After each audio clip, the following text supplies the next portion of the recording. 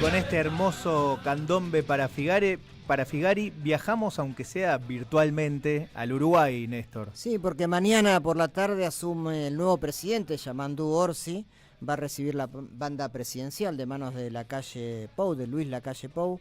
Y bueno, hay toda una expectativa, por supuesto regresa al poder el Frente Amplio, después de los gobiernos muy recordados de Tabaré y del Pepe Mujica. Ahora tiene una nueva oportunidad la izquierda uruguaya de ejercer una gestión, después de un periodo donde los blancos y la alianza que hizo el sector más conservador de Uruguay con Luis Lacalle Pou se retira, él con cierta popularidad, pero también muy manchado por algunos escándalos que hubo en su gobierno.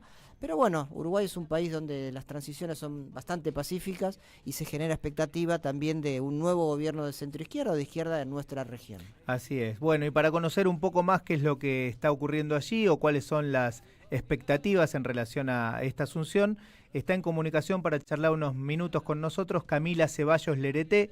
Ella es cientista política y máster en estudios latinoamericanos por la Universidad de la República, precisamente de Uruguay, donde enseña e investiga, y es doctoranda en la Universidad Itela de Argentina. ¿Qué tal, Camila? Luis Pablo Giniger, Néstor Restivo, te saludamos. Gracias por atendernos.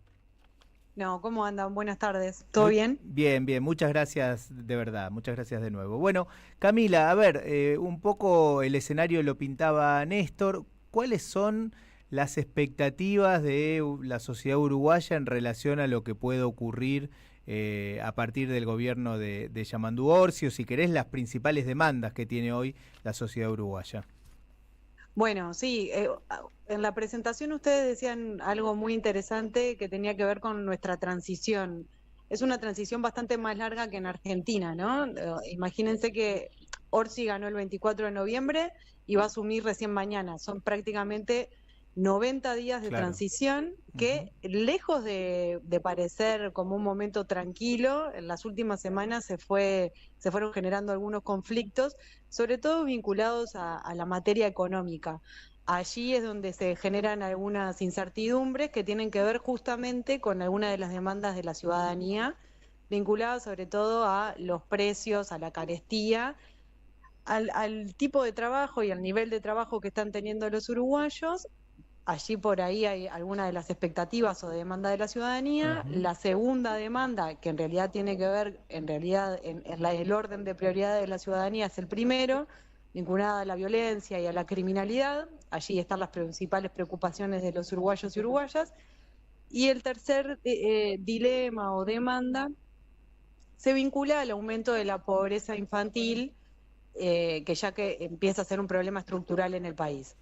Entonces, por ahí van a estar los grandes desafíos del gobierno de Orsi, que hay que sumarle la falta de mayoría parlamentaria que va a tener en la Cámara de Diputados. Recordemos brevemente que en el Senado sí cuenta con mayoría, pero en diputados no. Y la política uruguaya pasa absolutamente todo por el Parlamento, porque a diferencia de, por ejemplo, Argentina, el presidente tiene bastante menos poder de veto o capacidad de fuego unilateralmente. Entonces necesita mucho respaldo parlamentario. Y gran parte de la negociación va a estar en la Cámara de Diputados. Entonces hay desafíos institucionales y de política pública, que si bien vienen con un buen respaldo de ciudadanía, bueno, va a tener que navegar esas aguas que son novedosas para el Frente Amplio. Te hago una pregunta más, Camila, y lo dejo a Néstor. ¿Es tradición que en el discurso de Asunción el presidente electo haga anuncios o hace más bien una caracterización del momento que recibe? Sí. Suele ser un momento donde se dan grandes consignas de gobierno. Por ejemplo, en el primer en el primer discurso de Tabaré Vázquez, en el 1 de marzo de 2005, se anunció el plan de emergencia y las características que iba a tener. En el caso de Luis Lacalle Pou, en 2020, anunció cuáles iban a ser las medidas que iban a entrar en la Ley de Urgente Consideración, la LUC, que la envió en plena pandemia. Es decir, mañana van a haber dos instancias, dos discursos. Uno que lo va a dar ante la Asamblea General, una vez que es investido presidente, y luego fuera, ya en la plaza, es un discurso más político, sobre todo para los votantes frente amplistas. Así que mañana es esperable que se den alguna serie de medidas de política pública. Camila, ¿qué tal? Néstor te saluda. Ujú. Decías en tu primera respuesta que la inflación y el tema social, por el aumento Ujú. también de la pobreza y el tema infantil, son algunos de los que concitan la mayor demanda popular. En esos dos sentidos, en el manejo macro y sobre todo el tema precios e ingresos y en el tema social, ¿se vislumbra alguna política específica que pueda anunciar mañana Orsi recién electo, recién asumido? Bueno, es esperable. En ese sentido, el ministro de Economía, Gabriel Odone, fue el único designado antes de la primera vuelta presidencial. Es decir, Odone se nombró el 17 de septiembre y Odone es una persona que tiene cierta experiencia, sobre todo como consultor o como técnico, pero es mucho el hermetismo que hay en medida concreta.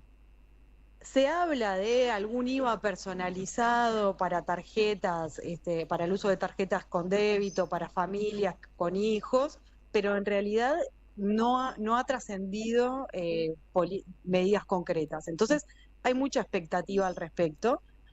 Lo que sí se puede haber alguna idea por algunos trascendidos que hubo en esta semana, que tiene que ver con que hay muy poco margen de gasto público por el aumento del déficit fiscal. La calle Pou cuando asume había venido con una idea de reducir el déficit fiscal y de hecho eso no sucedió, sino que aumentó y se parece mucho e inclusive un poco más a lo que había en 2019. Entonces, la situación económica y la macro presenta algunas incertidumbres y señales amarillas que habrá que ver cómo se traducen en políticas o en medidas concretas. A la tarde de hoy está casi confirmado que no va a viajar el presidente argentino, Javier Milei, sí Mm. va a viajar el gobernador bonaerense, Axel Kicillof, y por supuesto otros mandatarios de la región también. Respecto de la relación de Uruguay con Argentina y sobre todo con el gobierno de Milei, ¿qué es lo que ha empezado a esbozar Orsi? ¿Cuáles son las ideas que él tiene, tanto en la relación bilateral como al interior del Mercosur? ¿Qué es lo que se puede decir al respecto? Bueno, el canciller que nombró Orsi en las distintas entrevistas que ha dado esta semana ha mencionado que la política exterior se va a basar en una especie de círculos concéntricos, ¿no? Primero la política nacional, segundo la regional y en tercer nivel internacional. De modo que la política regional, concretamente el vínculo con los vecinos Argentina y Brasil, de quien Uruguay depende sustantivamente y el Mercosur también, van a ser materia de negociaciones bilaterales que supongo que se desarrollarán en las próximas semanas. El Ujú. punto de si viene o no Milei, en Uruguay no estuvo tan sobre la mesa, sino la invitación o no de mandatarios de Cuba, Venezuela, de los cuales la calle Pou rechazó la invitación, enviarle la invitación a que participaran. Creo que es un dilema también para Uruguay cómo manejarse con un gobierno como el de Milei. ¿Y se los invitó finalmente, Camila, a estos gobiernos? Se invitaron los estados, no a las personas. Ajá. Esa fue la salida. Y no van a venir, sí vendrán algunos representantes. Claro, tenía entendido que la calle Pou, el responsable de la invitación, porque es todavía el presidente, no invitó al presidente de Cuba, al presidente de Claro. Nicaragua y al presidente Exacto. de Venezuela. Camila, ¿cómo están viendo ustedes también ahí los desafíos recién comentabas, ¿no? Que en el Parlamento no las tiene todas, controla una cámara, el Frente Amplio, pero no la otra. El otro bloque, el bloque conservador, que en el momento del gobierno anterior de la calle Pou se unificó, ¿no? El Partido Colorado, el Partido Nacional, Mm. otros partidos de derecha. ¿Eso está todavía unido, digamos, va a ser un bloque de oposición a Orsi, u Orsi y el Frente Amplio en todo caso tiene la posibilidad de hacer acuerdos parciales con alguno de esos sectores de la derecha para poder avanzar en la gobernabilidad? Tiene todas las posibilidades porque como etiqueta electoral, la unificación de los partidos del bloque conservador no existe. Y de hecho la estrategia del Frente Amplio va a ser fisurar esa posible unión, negociando individualmente con cada uno de los partidos que conforman la oposición. Entonces, estratégicamente negociarán por arena de política pública los potenciales socios que tengan, ¿no? En el caso del Partido Colorado parece ser un buen aliado para las políticas sociales, aparecerá algún sector del Partido Nacional para políticas económicas, y lo irá haciendo de esa manera, porque también el bloque opositor se enfrenta al dilema de cuánto le sirve unificarse también en un ciclo electoral que todavía no cerró en nuestro país, que va a cerrar en mayo con la elección de los intendentes. Entonces hay bastante incertidumbre también al respecto de cómo se va a comportar la oposición.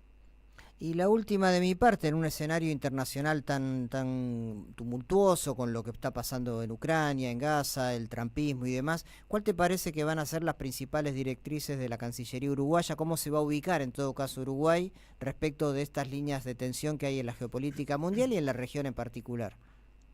Bueno, volviendo un poco a las entrevistas del canciller, mencionó que retomaría la línea histórica que ha tenido Uruguay del reconocimiento de los dos estados. En el caso del Medio Oriente. Sí, y una buena vinculación, o al menos profundizar la vinculación con China y con este sur global. También imagino que con el gobierno de Lula hay mucha mejor sintonía y que se puede trabajar en esta nueva etapa. Sin dudas. Recordemos además que Lula ha sido un socio muy importante para Mujica, y Mujica es el líder justamente de la fracción del partido del que pertenece Orsi. Entonces hay como un camino bastante allanado en ese sentido, de la vinculación con Lula. Camila, muchísimas gracias como siempre, sos muy clara, te volveremos seguramente a consultar más adelante una vez que, Yamandú Orsi vaya llevando adelante sus primeros meses de gobierno. Te mandamos un abrazo muy grande y gracias de nuevo. Un abrazo para ustedes. Gracias. Era Camila Ceballos Lerete, cientista política y máster en estudios latinoamericanos por la Universidad de la República, allí en Uruguay. Que vuelvan las ideas. Que vuelvan.